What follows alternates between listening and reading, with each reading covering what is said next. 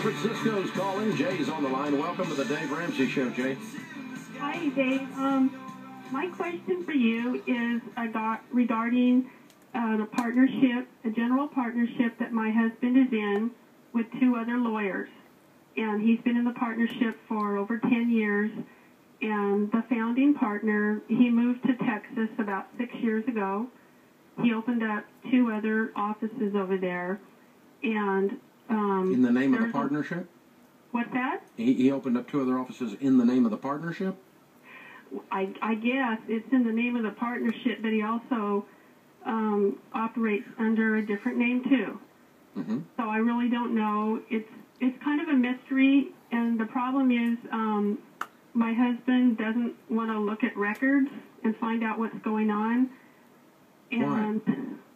Well, because in 2008, my dad, he said, you know, you guys are fully liable for everything going on. You should see the check register. And when he asked for it, he got yelled at and said, you know, this is not management by committee. And he eventually did turn the check register over, and I went through it, and I saw there was some checks written out for, I think, other of his businesses, not law. And okay, I'm confused. Your husband is such a wuss, and he's a lawyer, that he got yelled at, and now he cowers in the corner and goes along with whatever? Yeah. That's why you just painted this up. And then earlier this month, he said, my husband said, you know, we need to sign a buy-sell agreement because the senior partner cannot get a disability policy. And so I go, well, what is it about? And he didn't want to sign it. He had questions about it. Signing over, you know, we have to, him and the California partner, they need to pay out $750,000 over 5 years if this partner that moved out of state, who's 69, becomes disabled. And when he said, well, I got questions before I sign it, the California partner blew up and said, you know, I'm going to dissolve the partnership. Good. And sent him an How about email. by Friday? Well, so... I don't want to work with a jerk.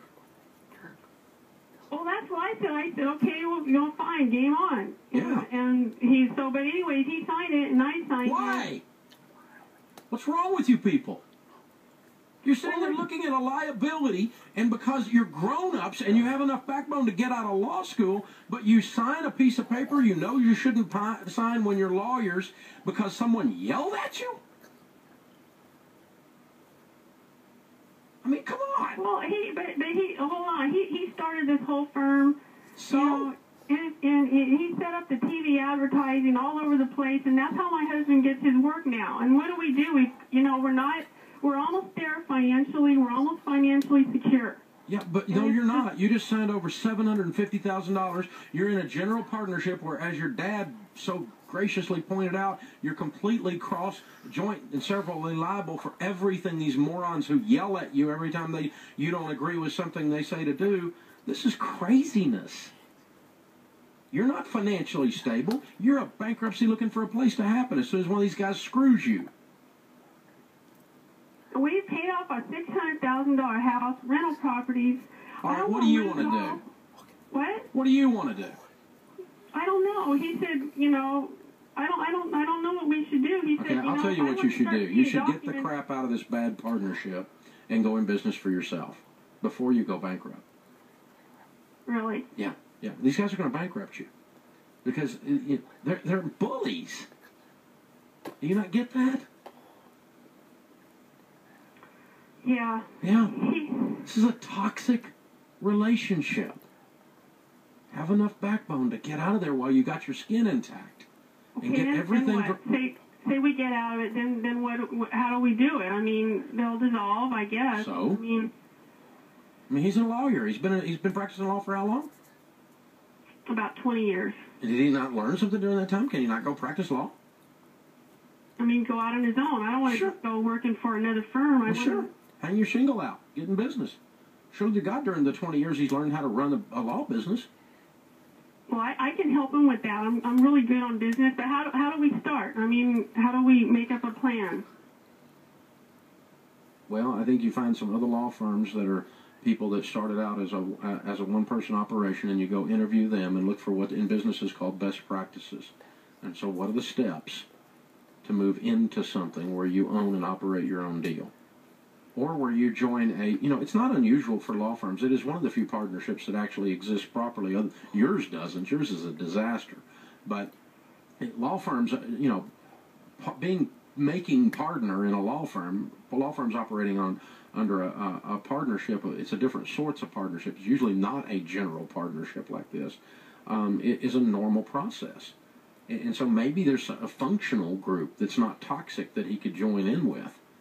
It doesn't have to be a huge operation, but I mean, maybe there's a couple guys already got their shingle out there doing some of the same business and would love to have his book of business and his knowledge along beside them. That's a possibility. But the other possibility is you just find some people that have done what you're thinking about doing, and you study them, talk to them, interview them, and ask how to do what you're talking about doing. I mean, opening a law firm is not a new activity, so there's lots of people who have done this properly before, and especially even specialized within the area of the law that your husband knows something about and wants to do this with. But kiddo, quit being bullied.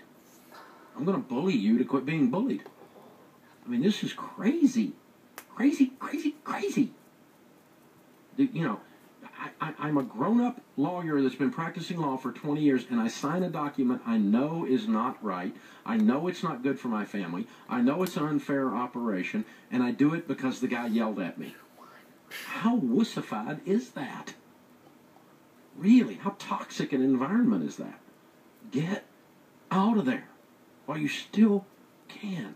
I don't know if you will or not. I don't know if you all have the strength to get out. But you need to run. Run. Michael is in Las Vegas. Hey, Michael, how are you? Hey, Dave, how you doing? Better than I deserve. What's up? Well, my wife and I my aunt bought us your book, Total Money Makeover, in December. And my wife and I have been practicing what you teach since then. So we're going to be debt-free in about a month and a half. Neat. My mom, she has never really been good with money. And she called me the other day and asked me to borrow $700 for her bills and stuff that she needs to catch up on. But it just seems like she's always behind. And you've done this before? Not this amount. Usually like 100, 200 here. Did it help? You know. No. I mean, for no, the it didn't being, help. You gave a drunk a drink. Month. Yeah. You participated in the insanity. Pretty much. And that's all you're doing if you give her money now. The only way you can give her money now is if you require behavior change towards, she needs to turn towards the light. Right. You're right? Because you're not helping her otherwise. I've been trying to get her to read your book. Well, I will hold. Do you have $700? That's the thing. Okay, I have about $4,600 saved up, but it's to pay off my wife's aunt. That's her last debt. Okay, then you need to pay off your wife's aunt. You don't have $700. Right. Okay. That answers the question. That sounds good to me. I don't have $700. Now, let's change the conversation a minute to pretend the next time she calls. Because she will call again, won't she? Most likely. Yeah. I mean, it's a pattern for the last decade or so. And so next time she calls and you have the money, you can only give her the money if she agrees to attend Financial Peace University. And you pay for it and send her through. Or something like that, where she engages a process to get different knowledge and different behaviors so that her life is fixed. Otherwise, you're just giving a drunk a drink. You're being codependent, right? Right. And so you've got to love your mom enough to help her change her direction and not just throw money at the problem. Throwing money at the problem doesn't fix the problem because money is not the problem. It's the symptom of other stuff going on in your mom's life. This is the Dave Ramsey Show.